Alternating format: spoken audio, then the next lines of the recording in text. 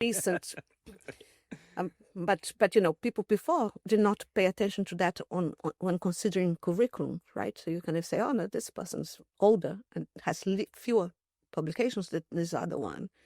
I don't know if you've seen this, but there's lots of studies showing that during the pandemic, women suffered quite a bit. Men actually produced more papers because they didn't have to do other jobs and they could just do the research. And women had to do all the other jobs and look at the kids and stuff like that.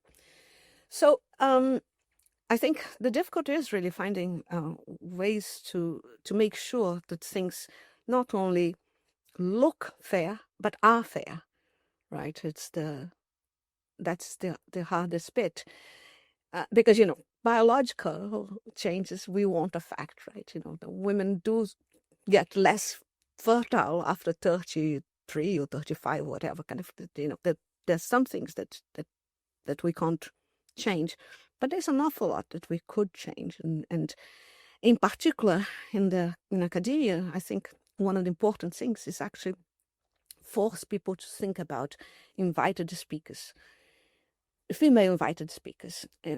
I get an awful lot of pushback from people saying that that quotas no, that I insist, kind of, you should.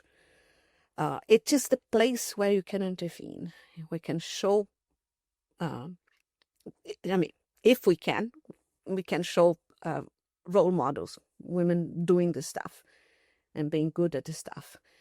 I insist on an awful lot of kind of trying to look at history and see things properly, because I don't know if you've noticed, but we all know who invented relativity or evolution, but do you know who kind of discovered that what stars are made of and how they grow and diminish? No. It's a woman, in Cecilia Payne something. Her single name is Payne, but and the thing is, what happens is that things that were done by women become part of the folklore, become part of what everyone knows.